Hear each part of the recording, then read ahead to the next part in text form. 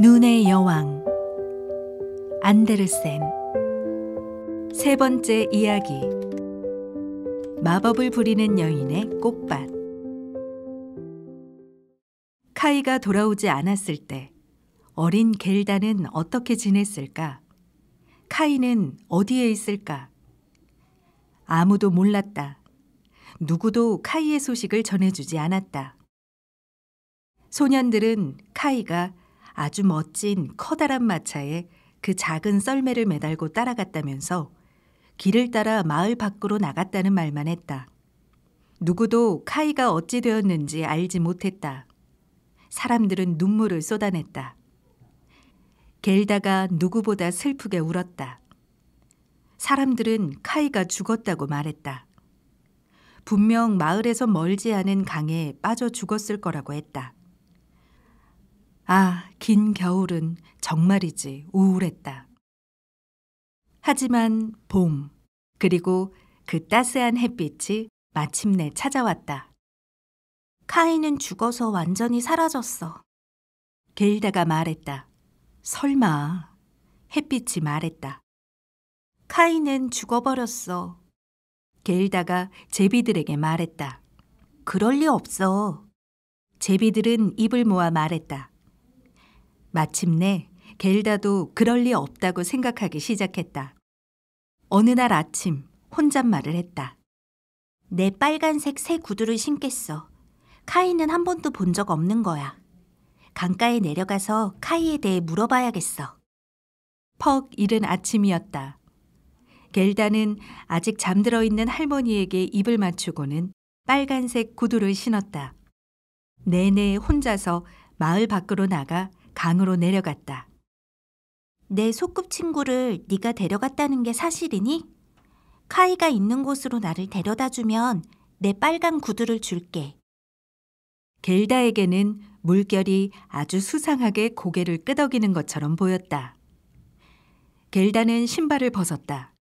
가장 아끼는 물건이었지만 강물에 그 신발을 던졌다. 하지만 신발은 멀지 않은 강가에 떨어져서 잔잔한 물결에 휩쓸려 겔다에게 다시 돌아왔다. 강물이 카이를 품고 있지 않으니까 겔다의 가장 소중한 물건을 가질 수 없는 것처럼 보였다. 하지만 자신이 신발을 멀리 던지지 못한 게 안타까워서 갈대밭 사이에 있는 배 위로 올라가 배 끝에 서서 다시 물속으로 신발을 던졌다. 하지만 그 배는 묶여있지 않았다. 겔다가 움직이자 배는 강둑에서 멀리 떠내려갔다. 겔다는 깜짝 놀라서 다시 물가로 돌아가려고 했지만 배 맞은편에 이르렀을 즈음 배는 이미 강둑에서 1미터 정도 벗어나 점점 빨리 나아가고 있었다. 어린 겔다는 덜컥 겁을 집어먹고 눈물을 터뜨렸다. 참새 말고는 겔다의 울음소리를 들을 수 있는 이가 아무도 없었다. 참새들은 겔다를 땅으로 데리고 갈 수가 없었다. 물가를 따라가며 그저 짹짹거리기만 했다. 우리 여기 있어. 우리가 여기 있어. 마치 겔다를 위로하는 것 같았다. 배는 아래로 휩쓸려 내려가고 겔다는 양말만 신은 채 그저 차분히 앉아 있었다. 그 빨간 구두는 뒤에서 둥둥 떠내려왔지만 배가 계속 앞으로 나아가고 있어서 속도를 따라잡지 못했다. 양쪽 강가의 풍경은 무척 아름다웠다. 꽃들이 사랑스럽게 피고 나무들은 무성하고 언덕은 소떼와 양떼가 먹을 풀밭이 가득했다. 사람은 단 한 명도 보이지 않았다. 겔다는 생각했다. 아마 강이 카이가 있는 곳으로 나를 데리고 가려나 봐. 그렇게 생각하자 기분이 좀 나아졌다. 일어나서 몇 시간이고 아름다운 초록색 강둑 풍경을 지켜보았다.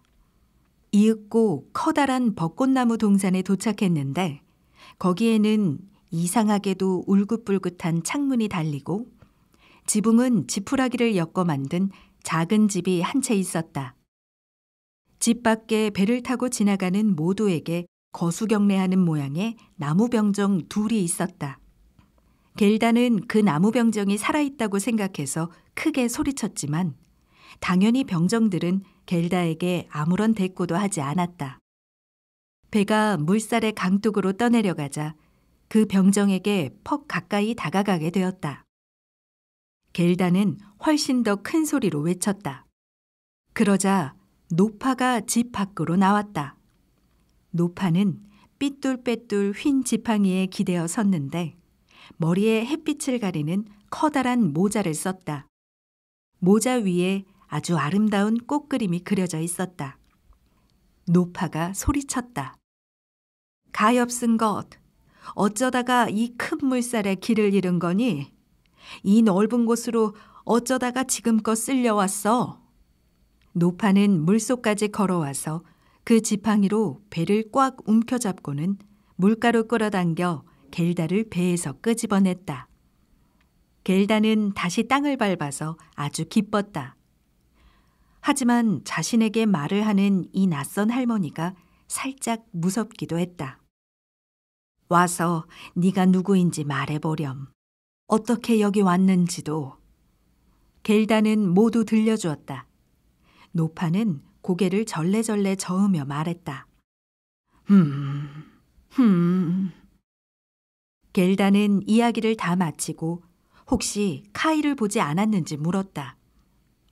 노파는 카이가 지나가지 않았다면서 하지만 언제든 올지도 모른다고 말했다. 그리고 겔다에게 너무 깊이 생각하지 말고 버찌를 먹으며 꽃이나 구경하라고 했다. 꽃은 어떤 그림책보다 더 아름다웠다. 버찌마다 들려줄 이야기가 있는 듯 했다.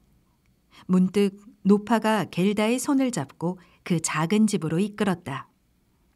노파는 문을 잠갔다. 창문이 벽 높이 달려 있었다. 빨갛고 파랗고 노란 창으로 햇빛이 여러 빛깔로 섞여 들어와 비추었다. 탁자 위에 가장 아름다운 버찌가 있었다. 이제 두려움은 사라져 겔다는 버찌를 실컷 먹었다.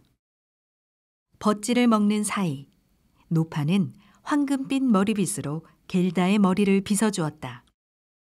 겔다의 아름다운 머리카락이 장미꽃처럼 둥글고 탐스러운 작은 얼굴 양쪽으로 황금빛으로 빛나며 흘러내렸다. 노파가 말했다. 너처럼 예쁜 아이를 무척이나 바랐단다. 이제 우리 둘이 얼마나 잘 지내는지 보려무나. 머리를 빗으면 빗을수록 겔다는 점점 더 카이에 대한 기억을 잊어버렸다. 이 노파는 마법을 부리는 재주가 있었다. 하지만 나쁜 마녀는 아니었다. 그저 재미로 장난치듯 마술을 부렸다. 귀여운 겔다를 무척이나 곁에 두고 싶었다. 그래서 마당으로 나가 장미덤불 전체에 지팡이를 가리켰다.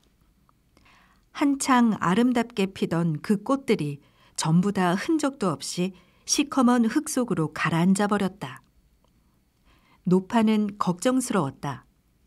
만약에 겔다가 그 꽃을 보면 자신의 장미와 어린 카이를 떠올리고 다시 달아날지도 몰라서 말이다. 겔다는 꽃밭으로 나왔다. 꽃밭이 얼마나 향기롭고 사랑스러운지. 모두가 아는 사계절 꽃이 활짝 피어 있었다. 어떤 그림책도 그렇게나 예쁘고 화려할 수가 없었다. 겔다는 좋아서 깡충깡충 뛰었다. 태양이 키 큰 벚나무 뒤로 넘어갈 때까지 마당에서 놀았다. 이윽고 아름다운 침대, 빨간 비단 퀼트 이불 밑에 몸을 눕혔다. 그곳에서 겔다는 잠을 잤다. 그리고 여왕이 결혼식 날에 꾸는 꿈만큼이나 화려한 꿈을 꾸었다. 다음 날 아침, 겔다는 다시 따뜻한 햇볕 속으로 나가 꽃과 함께 놀았다. 그렇게 여러 날을 보냈다. 겔다는 꽃을 속속들이 모두 알았다. 그런데 한 가지 꽃이 없다는 것을 알았는데 그게 뭔지 알지 못했다. 어느 날 앉아서 노파의 햇빛 가리는 모자를 보고 있었다. 꽃 그림 중에서 가장 예쁜 것은 장미 한 송이였다. 노파가 마당에서 진짜 장미를 사라지게 했을 때 자기 모자에 이 장미를 깜빡했다. 너무 생각을 많이 하다 보면 이런 일이 벌어지기도 한다. 게일다가 물었다. 여기에는 장미가 하나도 없어요? 게일다는 꽃밭 사이로 가서 보고 또 보았다. 하지만 장미는 한 송이도 보이지 않았다. 그리고 주저앉아 눈물을 터뜨렸다. 그 뜨거운 눈물이 장미덤불이 가로앉았던 바로 그 자리에 떨어져 내렸다. 따뜻한 눈물이 땅을 촉촉이 적시자 장미덤불이 다시 올라오더니 무성하게 피어났다. 게일다는 장미를 품에 안고 입을 맞추었다. 마침내 자신의 예쁜 장미꽃이 떠오르고 카이가 생각났다. 게일다가 말했다. 내가 얼마나 늦은 거지? 카이를 빨리 찾아야 해. 게일다는 장미에게 물었다. 그 애가 어디 있는지 아니?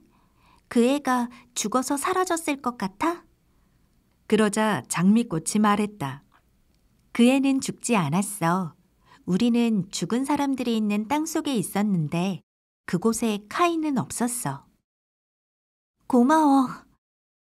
게일다는 꽃송이 모두에게 가서 입을 맞추며 물었다.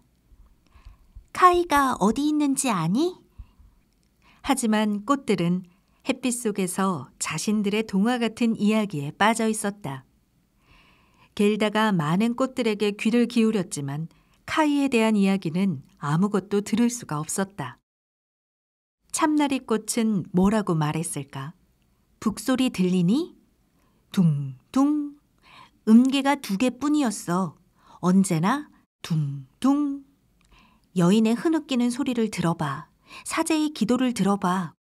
빨간색 긴 옷을 입은 여자 힌두교 신도가 주위의 사람들 사이로 살아있는 남자를 생각하면서 장례식 장작더미 위에 서 있어. 그 남자의 눈동자가 불꽃보다 더 뜨겁게 타고 있다고 생각해. 불꽃보다 더 깊이 심장을 뚫는 용맹한 눈길을 생각하고 있어. 곧 여자의 몸은 재가 될 거야. 심장의 불꽃이 장례식 장작더미에서 사라질까? 난 정말 모르겠어. 그게 내 동화야. 나팔꽃은 뭐라고 말했을까? 오래된 성 하나가 산속 좁은 길에 높이 솟아 있어. 빽빽한 덩굴잎이 발코니까지 자랐어. 거기에 아름다운 젊은 여인이 서 있어. 신부는 난간 너머로 몸을 기울여 길을 내려다보네. 어떤 장미꽃도 이 여인만큼 아름답지 않고 바람에 실려오는 사과꽃도 그렇게나 싱그럽지 않아. 여인의 실크 옷이 사각거리는 소리 좀 들어봐. 그 사람은 결코 오지 않는 걸까? 카이를 말하는 거야? 난 내 이야기를 하고 있는 거야. 내 자신의 꿈을. 나팔꽃이 대답했다. 작은 스노드롭은 뭐라고 말했을까? 나무 사이 밧줄 2개에 나무 판자 하나가 걸려 있어.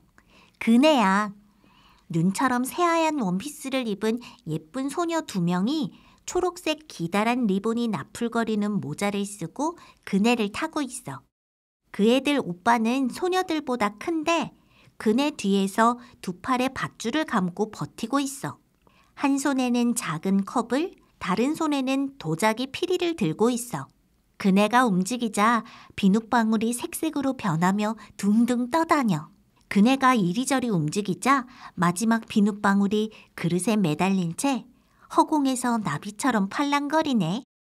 검은색 작은 개가 뒷다리를 바닥에 대고 비눗방울처럼 가볍게 그네에 뛰어오르려고 해. 하지만 그네가 멈추지 않아. 그네는 높이 올라갔다가 다시 아래로 내려와. 마침내 개는 균형을 잃고 화가 나서 마구 지저대. 그러자 아이들이 개를 놀려. 비눗방울이 터지고 그 비눗방울이 터졌어. 비눗방울 속 그네 그림. 이게 나의 이야기야. 정말 아름다운 이야기인 것 같아. 하지만 카이 이야기는 전혀 하지 않았어. 히아신스는 뭐라고 말했을까? 3 자매가 있었어. 꽤 솔직하고 온화했어. 첫째는 빨간색, 둘째는 파란색, 셋째는 하얀색 옷을 입었어. 달빛의 밝은 밤, 고요한 호수 옆에서 손에 손을 맞잡고 춤을 추었어. 세 사람은 요정이 아니라 인간이었어. 공기는 달콤하고 세 자매는 숲속으로 사라졌어. 공기는 점점 더 달콤해졌어. 세 자매가 누운 관 세 개가 숲에서 미끄러지던 나와 호수를 가로질러 반딧불이가 깜빡이는 불처럼 주위를 날아다녀. 춤추는 자매는 잠을 자고 있는 걸까? 아니면 죽은 걸까? 꽃향기는 세 자매가 죽었다고 말해. 장례식을 위해 저녁종이 울려 퍼져.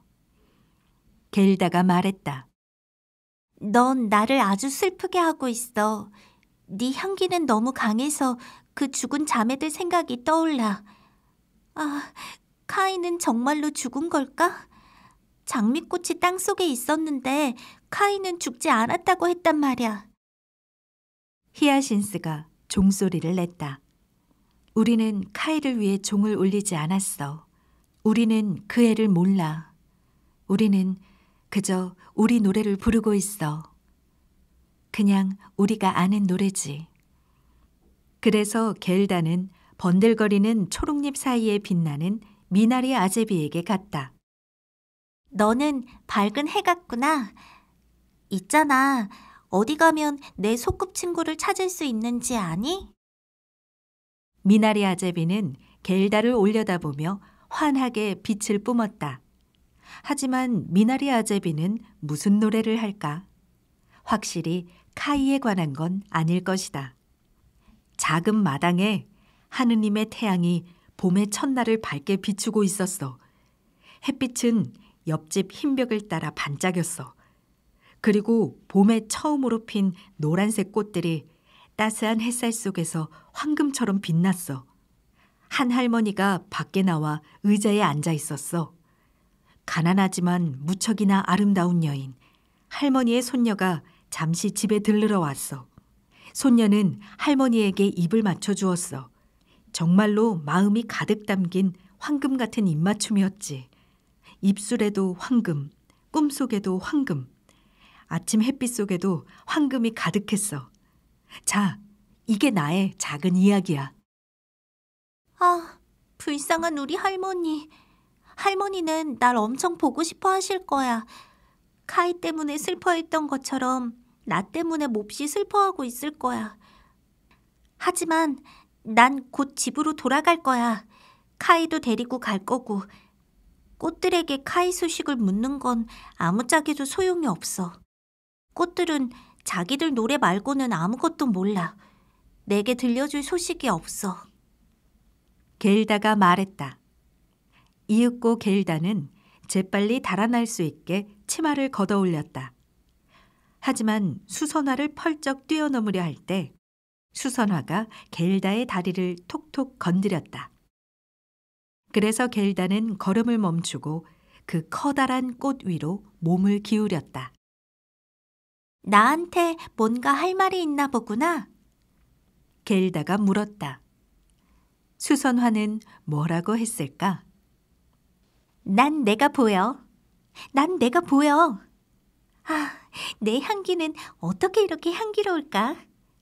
저 위 좁은 다락방에 옷을 대충 입은 어린 무희가 있어. 먼저 한쪽 발로 섰다가 두 발로 서. 무희는 세상을 경멸해. 그 무희는 환상 속에 살아. 손에 든 천 조각에 주전자 물을 따라 부어. 청결은 정말이지 대단한 미덕이야. 무희의 하얀색 옷이 고리에 걸려 있어. 그 옷도 주전자 안에서 빨아서 지붕 위에 말렸어. 무희는 그 옷을 입고 목에 샤프란색 스카프를 둘러 옷을 더 희게 돋보이게 했어. 발끝을 뾰족하게 세워. 다리 하나로 얼마나 균형을 잘 잡는지 봐. 난 내가 보여. 난 내가 보여.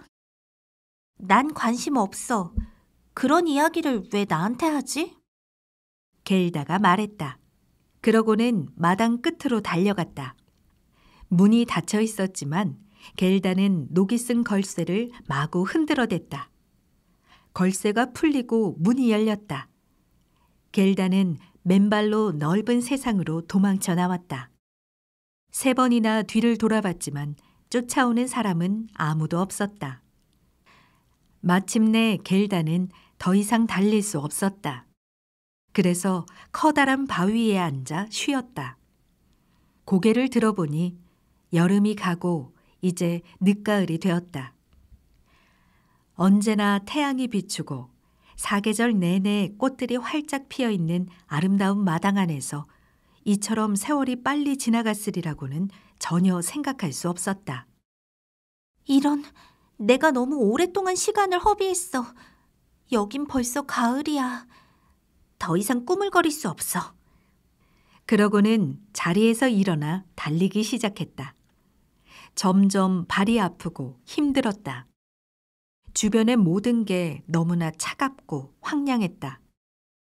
기다란 버드나무 잎은 샛노랗게 물들고 축축한 안개가 이슬방울처럼 후드득 흘러내렸다. 나뭇잎이 하나둘 땅에 떨어졌다. 야생 자두나무만 아직 열매를 품고 있었다. 하지만 그 열매는 너무 쉬어서 이 끝이 아플 정도였다. 아, 주변에 보이는 이 넓은 세상이 얼마나 우울하고 칙칙해 보이는지.